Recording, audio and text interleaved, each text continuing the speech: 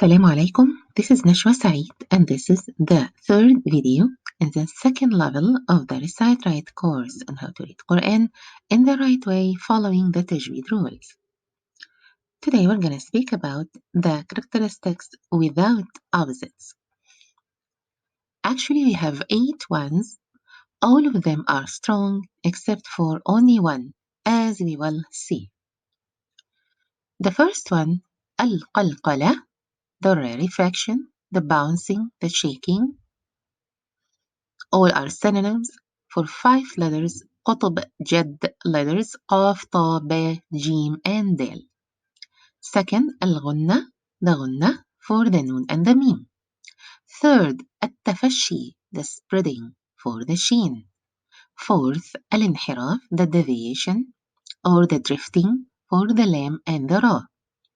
Then الاستطالة, the extending for the ضاد. Then الصفير, the whistle for sin, صاد and za. The seventh, التكرير, the repeating for the ra.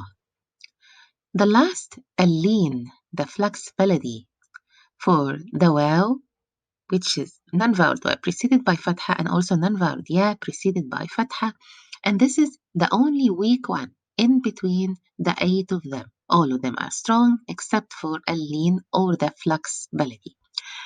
Now we're going to explain them briefly. The first, القلقلة.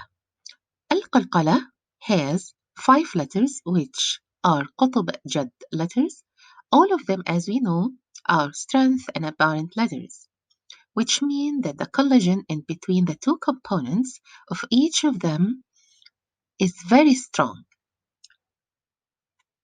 Then, by this strong collision, the letter sound would be imprisoned like ak, ak.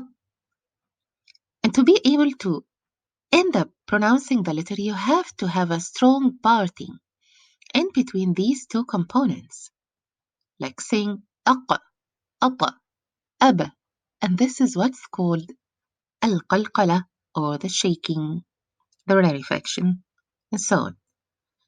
The second, al-ghunna, the ghunna, which is the nice sound, comes from the nasal cavity, only for the noon and the meme. Since, as we know, they are 2 moderation letters, which means that their sounds start imprisoned in their articulation points and end up running in the nasal cavity. This running of the sound of this place is called the ghunna. And then the spreading. It happens only with the sheen, and it does mean that the exhale, which carries the sheen sound, does spread in the whole mouth. And it doesn't mean that the sheen articulation points change or moves, as we can read in some books.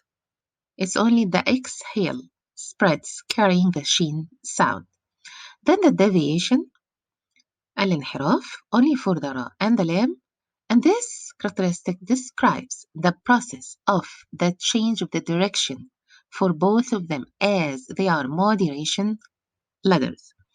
The lam sounds start imprisoned in the 2 front edges and end up running in the 2 back edges. So it changed its direction, and this is deviation. And also for the ra, its sounds start imprisoned in the 2 sides of the narrow tip of the tongue and end up running in the middle of the narrow tip of the tongue. Changed its direction, and this is deviation. Then the extending, only for the ضاد الاستطالة. And this, as you know, that the ضاد مخرج is from the colliding, happens in between the 2 back edges of the tongue with the gums of the molars, right and left. To be able to collide, you have also to rise up the 2 front edges, which is the lam makhraj. But the collision, only the 2 back edges. This is called the extending. We are forced to rise up the whole tongue, including the 2 front edges, to be able to collide in the ضاد makhraj and pronounce it correctly. And this is extending. Then the whistle. for sin, صاد, and ذا. This describes the sharp sound of the exhale, which carries their sounds during its coming out from in between the front teeth. As you know, the spaces in between the front teeth are actually so tight or so narrow, which gives the sound sharpness. As, as. Then the repeating, it happens only with the ra. After the sound changed its direction, since the ra is a moderation letter, and it would push the tip of the tongue, the narrow tip of the tongue, to come out, carrying the ra sound. This push, this only one push, is all what we need to pronounce the ra, ar. If it would be repeated like saying ar with so many pushes, every time the exhale pushes the narrow tip of the tongue, and then it comes back again to the its original position, and then another push. This is what's called repeating, and it's something we don't have to do in the ra. It's the only characteristic we do need to avoid. The last one is the flexibility for the non-voweled ya and non-voweled wa preceded by fatha, which means the flexibility in their articulation point to enable them to change from being specific articulation points to be approximate articulation points under a condition we will know, inshallah, later on in the lengthening or mad lesson. By then, we have finished the 8 ones briefly, and as we have said, all of them are strong except for the flexibility.